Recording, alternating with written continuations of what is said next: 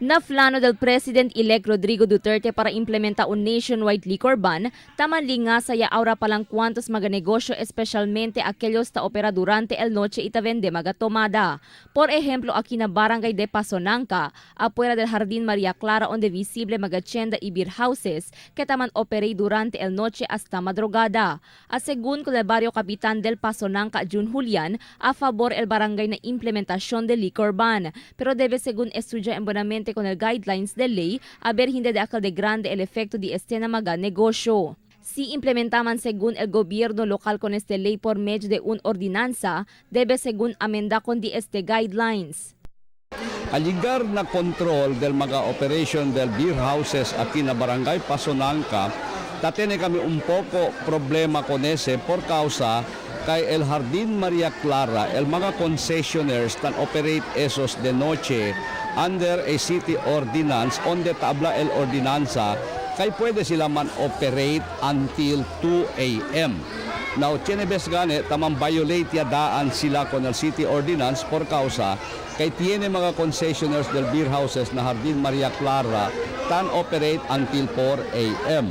El saler el national guidelines na operation del mga beer houses, for example, hasta las 12 lang, el question ali ara necesita man amend con el city ordinance para man conform con el national guidelines.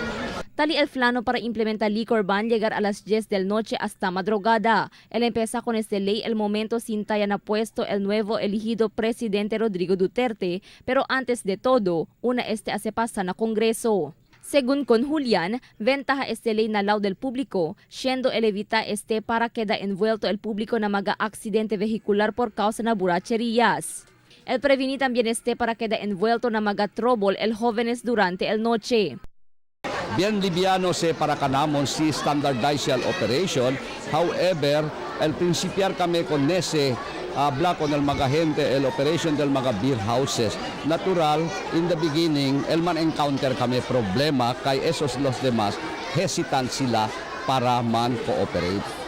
Fuera na liquor ban, esperanza también implementa con el curfew entre mga menor de edad. Na konsultasyon kaya kundusi el barangay Pasonanca na mga mayores, a favor sila para implementa con el curfew, principiando a las 9 del noche hasta madrugada. En esta manera, el desaliha con mga menor de edad na mga mal actividad y incidente puede queda envuelto durante el noche. El dale según el barangay Dila soporta el momento tenía un ordinanza el gobierno local para el implementación del curfew. Crystal Almonía, Dateline Zamboanga.